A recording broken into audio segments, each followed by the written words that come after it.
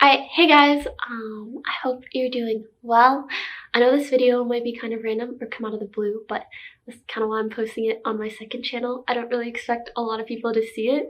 I mostly just want, I guess, people who are really dedicated to watching my content and care about getting to know me better to watch this sort of thing.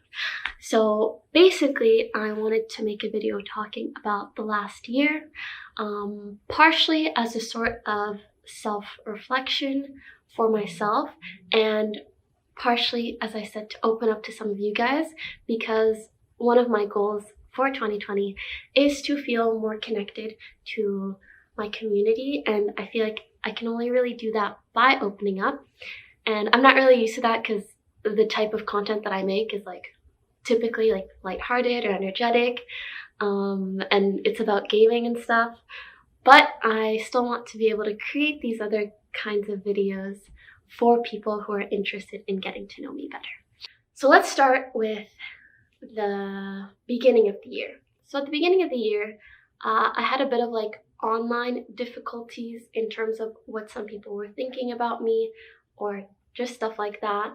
And I don't really want to look back and talk about those specific instances. What I really want to do is just talk about my takeaways when it comes to ending up in a situation where people either think something of you that you don't agree with, or even random people have a certain negative impression of you and are attacking you based on that. And that is admittedly not a very easy thing to go through. And so I have a lot of sympathy for other online influencers when I see them going through similar things. And my personal takeaways are mostly just that, for starters, I'm so far from perfect. So far from perfect. And I am bound to make mistakes. And I think the sooner that I can just accept that, and when it's related to the public, be open about those things, the sooner that it eases your mind, it eases my mind, and we can just move on.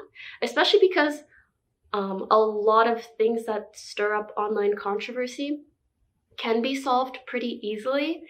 I think it's just sometimes difficult when you feel like hundreds of people or thousands of people or hundreds of thousands of people are attacking you based on something. And I hope you guys can relate even in your personal lives. I know that even before I put myself online, when you feel like you're being attacked by someone, it's very easy to react defensively.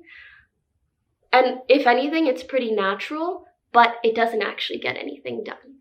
So actually the whole year, I've kind of been learning to just take my mistakes in stride, if that's the right way to put it, or basically just be able to equally be confident in the good parts of myself and be confident enough to admit when I mess up or how I mess up. And I also think that's really all that people online ever want. When people make a fuss about someone that they perceive did something bad, all they want is an apology or an explanation or whatever. But also, it's so hard to do that properly when you're just you feel like you're just a regular person. I don't have a PR team behind me. I don't have a team of 7 managers or lawyers or this or that or whatever that are telling me how to behave. It's really just me putting out videos online. So yeah, and then soon after that, my friend passed away due to a drug overdose. And things like that are so difficult for me to talk about because I feel like it's not my place to talk about it. Even though it was the first time that someone that I was legitimately very close with, like a roommate of mine, someone that I had interacted with not long before, someone that I knew for over 2 years, someone that made a big difference in my life, passed away. And it's also not really something that you expect when you're so young. And there's again, it just feels like it's not my place to talk about it because that's such a difficult thing for his family to go through. And all I can really say is that I wish things were different. Like, that's the only sentiment that I have. Like,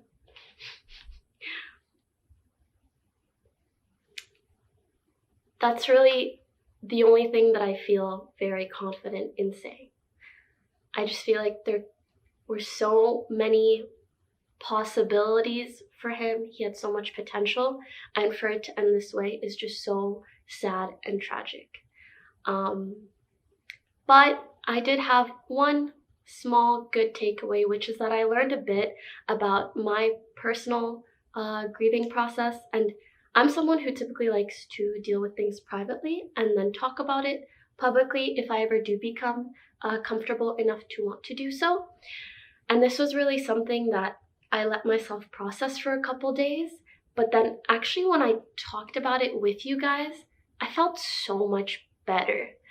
And I think it's because when you're live streaming in front of an audience and you're there for like 6 hours, you can't put on a front for 6+ hours. Like, that's a very difficult thing to do. And I think feeling like I had to do that kind of enclosed me or made me feel shut off and made it even harder to deal with my feelings. So actually when I opened up about it with you guys and you're so sweet and kind back to me, it made me feel so much better, and it truly just felt like a weight was lifted off my shoulders. So thank you guys for that. And yeah, it just made me feel like I could be myself and relax a bit and deal with it properly. I guess later on, spring, mid-year, I tried very hard to put myself out there more because I wanted to make new friends. You know, I was like 22, 23 this year, and I wanted to broaden my horizons. Learned a couple things about that, and it's that LA is not an easy place to make good friends. I mean, I'm an influencer or YouTuber, so naturally the other types of people that I meet or that will reach out to me are in that same circle. But that leads to a lot of complicated friendships. And what I mean by that is I've found that it's really hard for people to look past the Pokimane, like to look past my channel or who I am online or whatever, and actually care to get to know me, the person behind it all, like Imane, just me, you know, the things that I don't put out there. And I think for a while that was really frustrating for me because I felt like some people like maybe only cared about that or only wanted certain things out of me by the way that they spoke to me or behaved towards me. But in reality, I think it's not really something that I should be bothered by. I think the right people will care to get to know me better. And if someone doesn't, then I shouldn't hold it against them because honestly, it can be a difficult thing to do for starters. And secondly, something that was huge for me is, it sounds kind of silly, but just learning that I can have different friends for different things. Not everyone in my life has to be like this perfect friend to me and we were just friend soulmates and I just connect with them. So like you can have just fun friends that you party with sometimes or do certain things with or whatever. Yeah, that was a big learning lesson, and it really put me at ease to not be like, why is this person treating me sort of like this? Like, does this make them a bad friend? Does this, does that? It doesn't have to be so bad to sort of keep certain people at arm's length, but still enjoy good things with them or enjoy the good sides to who they are or whatever that is. Yeah. On the flip side of that, later on in the year, I made like such a good friend. And kind of accidentally, like me and this girl have known each other for a while, but we never actually got really close. And then we just ended up in a situation where I think we like went to dinner and just like really hit it off. Like I always knew that she was cool and she was always like a friend of ours, but we just like really connected and then just snowballed into being better and better friends. And it gave me so much hope to find someone that I connected with so well, because that's kind of, I don't want to say it's like been a struggle of mine my whole life, but it is really hard to find girls that you fully connect with. Or I mean, guys, I'm sure you feel the same. Like, you'll have good friends, you'll have some better friends than the good friends, but really finding someone that you feel is like a friend soulmate. And I'm 23. And this was like actually super impossible when I was like in high school, and I went to a pretty small city. And so the pool of people you know is not that large. And sometimes you can start feeling like you lose hope. You're like, oh, like I'll never make a very good friend. Am I the problem? Should I change? Should I? But you really don't have to. It may take you 23 years. It may take you 30. It may take you however long. But when you come across those people that you just fully connect with, and what I like to call them is like a gem in my life, like people that are fully irreplaceable, just an actual gem, it just makes it all worth it.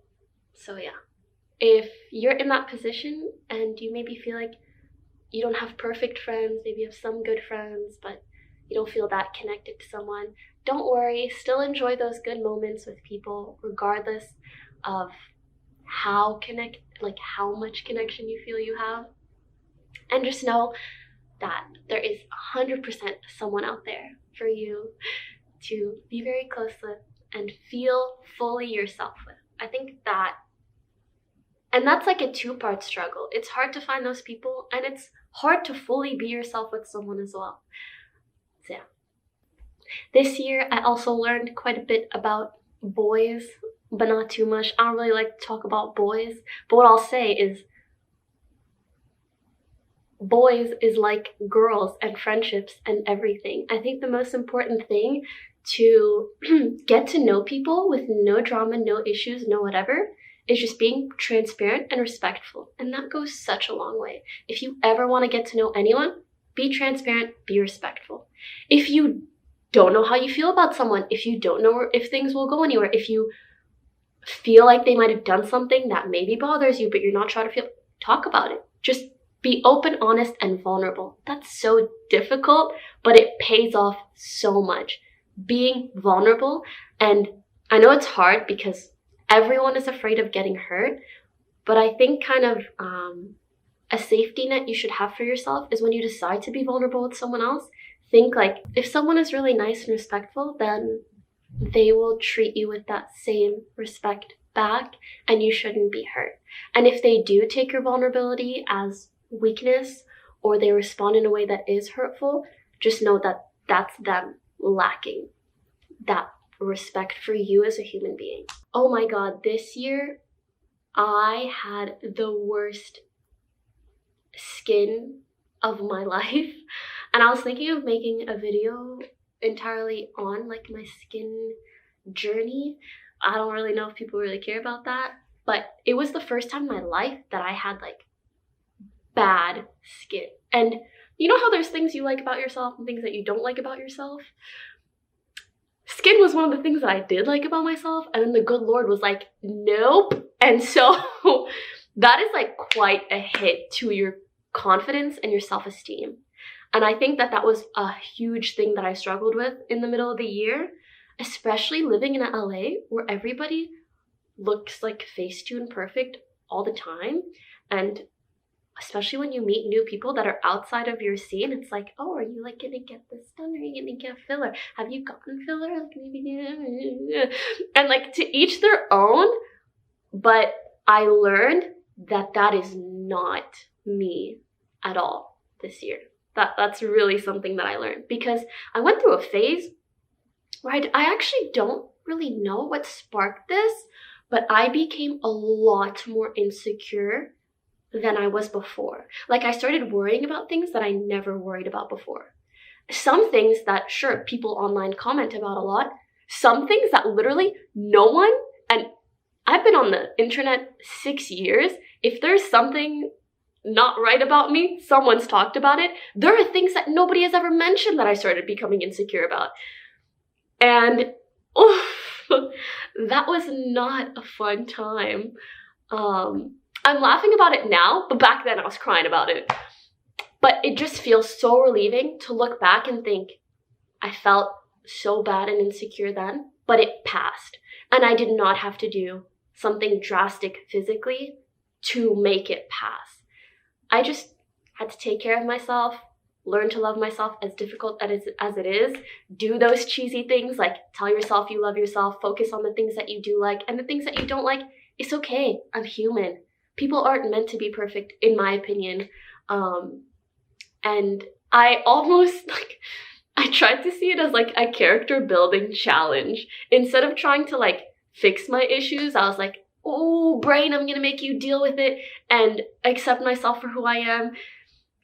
And I also learned that so many of these things, they are not something that just come into your life and you fix it and it's done.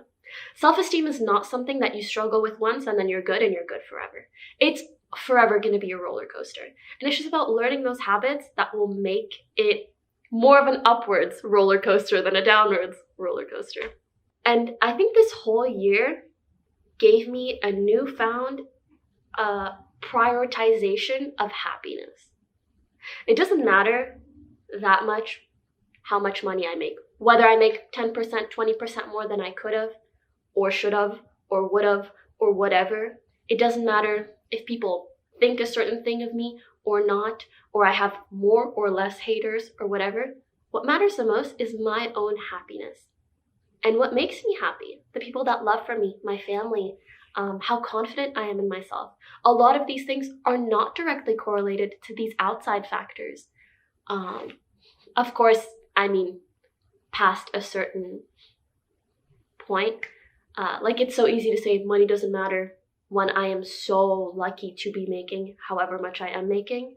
I do think it can matter a lot if you're not at a happy living standard.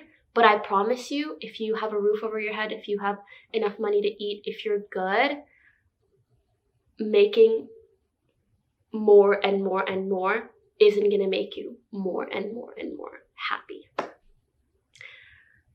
And I mean, that's kind of just how humans are. We adapt to new standards. Whether they're better standards, you get there and then that becomes your new norm. And then what are you going to do? Force yourself to make more money to become happier and then just keep doing that? No.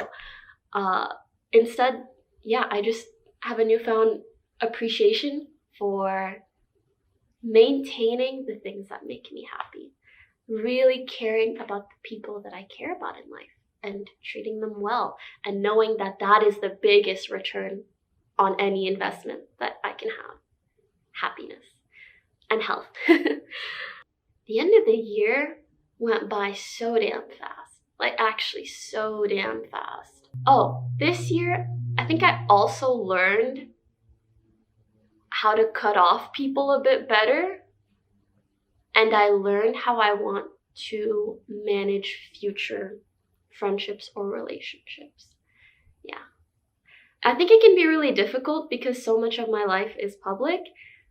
And I don't like making my friendships or relationships public at all, because I don't want public opinions to ever impact the things that I care about the most, which are my relations with the people that I care about a lot.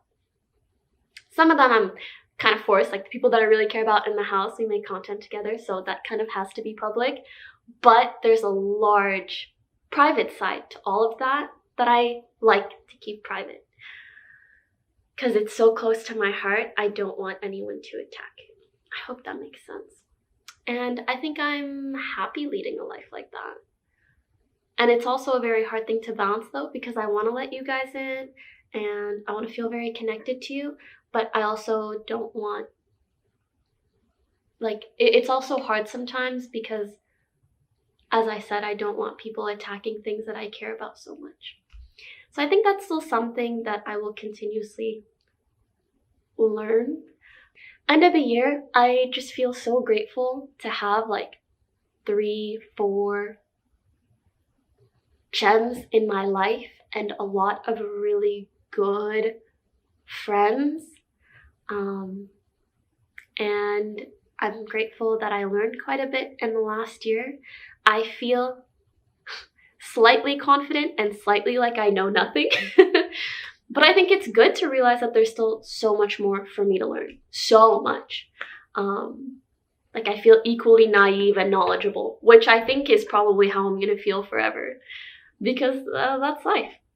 Learning and hopefully becoming a better person with every year. But you'll never be perfect because we're just humans. We never can be. This year I also had to make a really, really big decision, which you guys will hear about soon enough.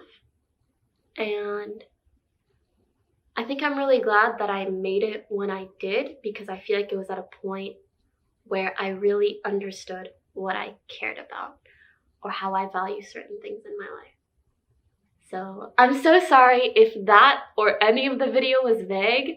It's partially to myself and partially to talk about my takeaway lessons. And I really hope either you guys feel like you connect with me or the things that I say a bit. And that perhaps it helps you realize some things about your life or your year, or maybe it'll just help you reflect on the pros and the cons of your year. So yeah. Okay. Love you guys. I will see you soon. I've never really filmed something like this, so if you liked it, please do let me know. And let me know what else you want to hear from me, because on this channel, I don't really care what I post. I'm kind of down to post whatever. So yeah. Bye.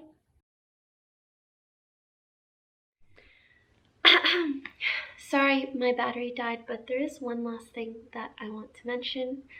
And it's the passing of my lovely friend Etika, someone that you guys may also know. He was a YouTuber that was just so full of laughter, love, and heart. And I know so many people out there miss him a lot.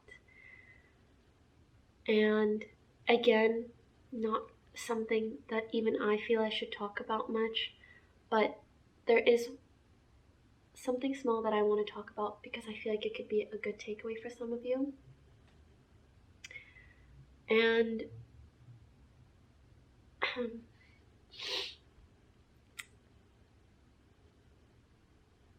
it's that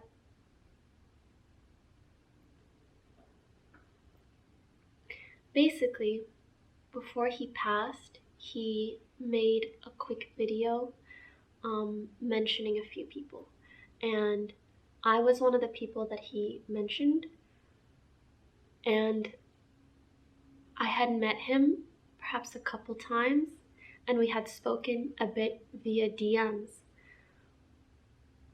And I think it just blew my mind that even though we weren't that close, he mentioned me. And it made me so sad because it made me realize that he must not have had that many close people in his life. And that just breaks my heart so much because I feel like sometimes we see people that have so many adoring fans and we can only imagine the amount of adoring people that they have in their lives. But sometimes that's just not the case. I really thought that me being someone that had had a handful of conversations with him would not be someone that would be mentioned in the way that I was. And I just want to say that because I want you guys to reach out to the people that you care about in life and make sure that they're okay, and know that oftentimes the assumptions we make of people, good or bad, are sometimes not even true. And that a lot of people are so much lonelier than you think that they are. And because of that, we should just treat people with kindness as much as we can. And I don't do that perfectly at all, but it was a huge reminder of that. And I mean, this entire year, not just me, but maybe you. And the world in general has lost so many lovely souls. And I feel like that's one of the reasons 2019 was not the best year in my humble little opinion.